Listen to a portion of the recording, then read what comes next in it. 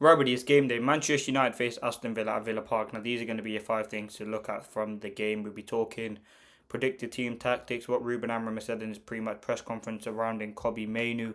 We have some updates as well ahead of the game, which we'll obviously talk about. So, the first thing that we always start off by talking about is the Manchester United team. In goal will obviously be Le Mans. Now, the big question is, what is the back three? Does he go Shaw, Martinez, Euro? Does he go Shaw, Martinez, Aiden Heaven? Like, there's so many options that it could be from the limited players that we do have available. I think the back three that he should go for should be Shaw, Martinez, and Euro. I think you need a bit of a commanding, experienced leader in that back three, and obviously Martinez is that. He's very good on the ball. And this is not me essentially dropping Aiden Heaven. It's just, I think in a game like this, you have to play, and Amram always talks about the characteristics. You have to look at the team in front of you. There's going to be a high press, a high energy, a tempo coming in from Aston Villa. We need to be able to withstand that. And I think having a bit of experience, because that's something that I think we lacked against Bournemouth in the back three, wouldn't hurt us. Now, wing backs, I think this is quite obvious. Dalot right wing back, Dorgu left wing back. Again, we don't want to see it. Obviously, we've seen all the talks about Semenyo potentially coming in as an alternative or starting wing back for United at left wing back. So again, that tells you everything you need to know really about Dorgu. United don't feel like he's the player that they signed. So yeah, I think that's certainly very interesting there. But I think it will be Dorgu in this game. It's going to be a tough game. He's coming up against John McGinn, Matty Cash, who are two very good players on great form this season. On the right, Dalot, I think Dalot's actually been alright this season. He's had some good games. West Ham, Bournemouth, I thought he was good.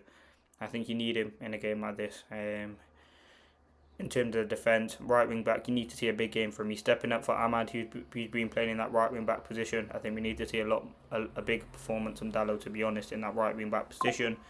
Into midfield now, again, this is the big question. Who starts? Ugarte, Bruno, or is it Mainoo, Bruno? I think he does. Mainoo, Bruno just screams too many problems for Amorim, and I don't think he is going to risk that in a game like this. I mean, again, he's already said that Mainoo is competing for Bruno's position anyway, so I think Ugarte comes in. Saying that though, Ugarte hasn't got many minutes this season. He seems very out of favour, so you very well could see a start for Mainoo. Amorim said Mainoo will have to fight for his position. I think it's not bad to be on the bench of Manchester United. He's talked about how players like Rooney and Ronaldo were sat on the bench at times at United. So, again, but the thing is, they were in very good teams. I think Mainoo can definitely get more minutes than what he's getting. Though he had a very good cameo and performance when he came on against Bournemouth in that last half an hour.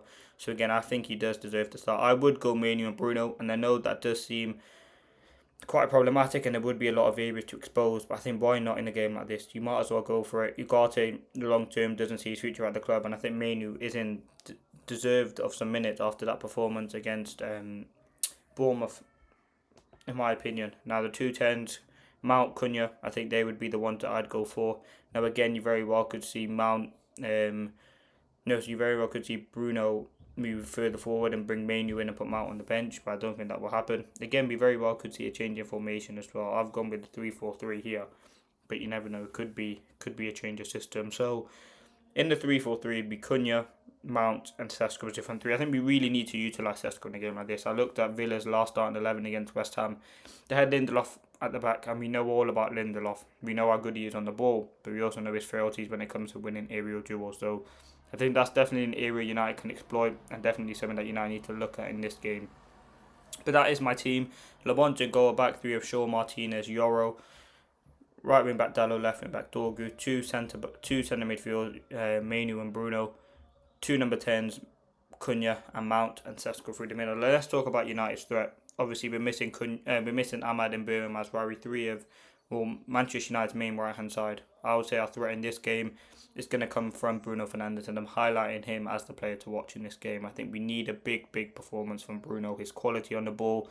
We know he can get goals and assists, but we need to see him control the game. And I think missing Cunha and Ahmad and Birmingham, I think we really do need to see a rise in Mason Mount as well. I know he's had some good performances, but now is the prime time for Mount to step up and can really retain his spot in this team. So yeah, it's big performance from Mount, big performance from Bruno.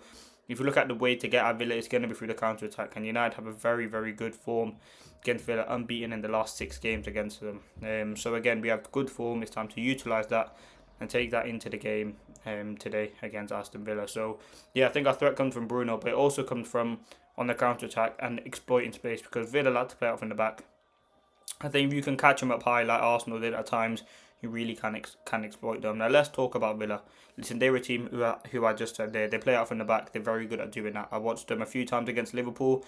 I watched them against Liverpool, and a few times they were playing out from the back and it worked. But there was that one scenario where Martinez passed it to Salah and he ended up scoring. I know that was a while ago. Then I watched them against Arsenal and I thought they were very good. They were very good playing out from the back. They were high energy, high tempo. And again, that's what I'm saying, go for a bit of experience at the back. You need players with that quality, with that experience. And I think that's something that Ruben Amorim will probably go for in this game. But again, we will have to wait and see what happens. I think in terms of Aston Villa, we know the danger men, Morgan Rogers, McGinn, powerful runners, Onana, Tielemans. Like, they've got a very, very good team and a very good defence. So we definitely need to be watch out for them. Again, their highlighted player is Morgan Rogers. I think he's been fantastic for them this season. He scored a great free kick against Leeds. 2 goals last week against West Ham. I mean, know his threats. He can drive with the ball. He's very strong. He's powerful. He's got a great shot on him. And that is my biggest fear, him running at the defence. But yeah, that's Aston Villa. They're on a great bit of form, unbeaten in 9. But again, United have a very good record against Villa. So we will have to wait and see which one gives in that aspect. Now, the fourth thing that I've highlighted in this game is going to be goals. I think there will be goals in this game. Villa, they score, I believe, 1.6 goals per game, but they concede 1.1. United score about 1.9 and concede 1.6. So there is going to be goals in this game. I think it's interesting and it's essential that Manchester United get the first goal. I think in an away game, a first goal, especially with the players that we're missing. I mean, in Burmo, Ahmad has been United's best 2 players this season, as well as Bruno in there as well. So I think missing those players is going to be vital, but we will have to wait and see what happens. But yeah, I think it's going to be goals in this game. And that leads me on perfectly to the fifth and final thing, which is the prediction. What do I think the game will be? I think it's going to be 2-2, you know. I wish United get the win. It'd be a big performance for United to get the win. Obviously, Chelsea drew. Liverpool got over the line against Spurs. Spurs lost. So yeah, there is an opportunity, as there always is. Seems like every game week there's an opportunity for Manchester United to get some points. So yeah, you want to be able to get some points. I think it's going to be a draw, but 3 points would be something that would be essential and be big for Manchester United. We want to, I wouldn't say good bit of form, but we're unbeaten.